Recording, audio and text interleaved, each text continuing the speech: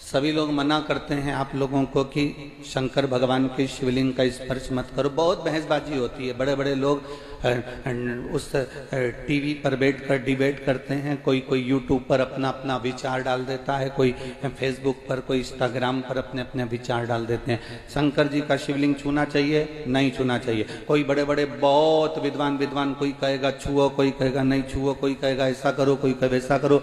कई लोग विरोध भी करेंगे कि शंकर जी पे चढ़ा हुआ जल मत पियो, कोई कहेगा शंकर जी का शिवलिंग का स्पर्श मत करो, कोई कहेगा बेलपत्री चढ़ी हुई ना खाओ। ये आपके ऊपर निर्भर करता है।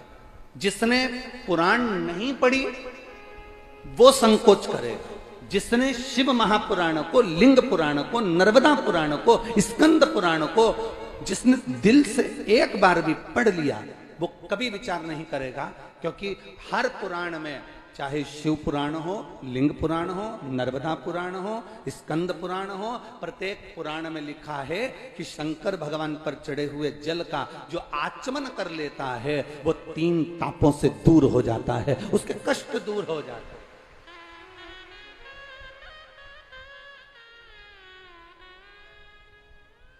मेडिकल पे से दवाई लेकर खाओगे,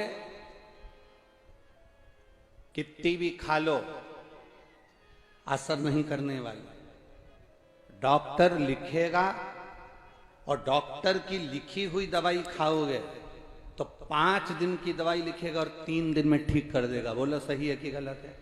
जम के बोलो जरा। आप बाजार से कोई सी भी दवाई खरीद के ला, साहब मेरा सिर दुख रहा है, दे देना साहब, मेडिकल वाले ने दवाई निकाल कर दे दी। साहब मेरा पेट दुख रहा है, मेडिकल वाले ने दवाई निकाल कर दे दी। एक दवाई व्यक्ति खाता है कि बाजार से ली और खा ली, और एक दवाई वो होती है जो डॉक्टर के पास जाओ, डॉक्टर को अपना शरीर दिखाओ और शरीर दिखाकर कहो डॉक्टर साहब मेरा पेट दुख रहा है, डॉक्टर साहब मेरी छाती दुख रही, डॉक्टर साहब मेरा सिर दुख रहा है। डॉक्टर साहब जांच कर कर दवाई लिखेंगे, वो दवाई तुम खाओगे तो 3 दिन में, 4 दिन में, 5 दिन की दवाई लिखी, 15 दिन की दवाई लिखी। डॉक्टर को मालूम है कि रोग कितने दिन में खत्म होगा, उस हिसाब से डॉक्टर कह देता है कि 15 दिन की ले जाओ, 5 दिन की ले जाओ, 3 दिन की ले जाओ, 8 दिन की ले जाओ। ये डॉक्टर को मालूम है कि कितने दिन में तुम्हारा रोग ठीक हो सकता है। एक दवा वो होती है जो तुम खुद अपने मन से खरीद कर खा लेते हो, और एक दवा वो होती है जो डॉक्टर लिखता है, उस लिखी हुई दवा को खाते हो।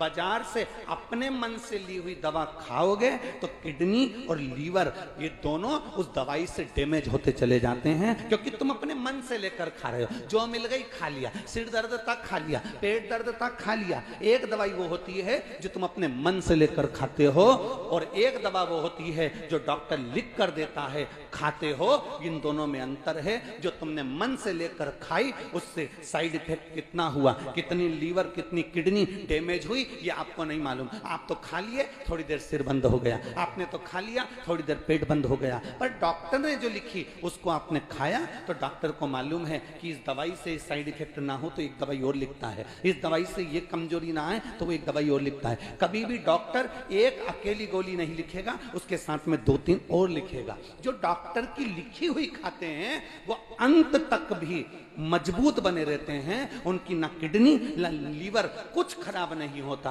और जिनका तकलीफ आई मन से ली खा लिया, तकलीफ आई मन से ली खा लिया, तकलीफ आई मन से लिया और खा लिया। आखिरी में क्या होता है कि किडनी और लीवर बेकार हो जाता है। आखिरी में क्या होता है कि शरीर डैमेज हो जाता है, शरीर बेकार, फेफड़े बेकार, हार्ट बेकार। 2 दवा है, एक दवा लिखी हुई है, एक दवा मन से ली गई। बस आप भी इस कथा को अपने अंदर धारण कर कर रखना। वेद व्यास जी ने जो लिखा, पुराणों में, शास्त्रों में, वेदों में जो वर्णन किया, उसको पढ़कर लेओगे तो कभी भी डैमेज नहीं होगे, और ये दुनिया के कहने पर लोगे तो डैमेज हो सकते।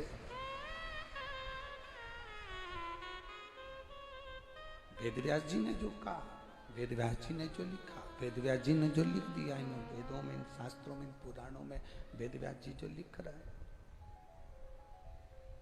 इन शास्त्रों में वेदव्यास जी ने जो वर्णन किया, अगर उसके अनुसार हम चलेंगे तो हमारी जिंदगी सार्थक होगी। लोग हमसे कहते हैं गुरुजी, आप कहते हो शंकर जी पे चढ़ा हुआ जल पीना चाहिए, आप कहते हो शंकर जी पे चढ़ी हुई बेलपत्र खाना चाहिए, ये कहीं हमारे शास्त्रों में वर्णन है? हम कहते हैं एक बार दिल से कौमार खंड को पढ़िए, एक बार दिल से पार्वती खंड को पढ़िए, एक बार दिल से शिव महापुराण के विद्येश्वर संहिता को पढ़िए, आपको ज्ञात हो जाएगा कि शंकर जी पे चढ़ी हुई बेलपत्र की महत्वता क्या है। आपको ज्ञात हो जाएगा शंकर जी पे चढ़े हुए जल की महत्वता क्या है। एक पत्र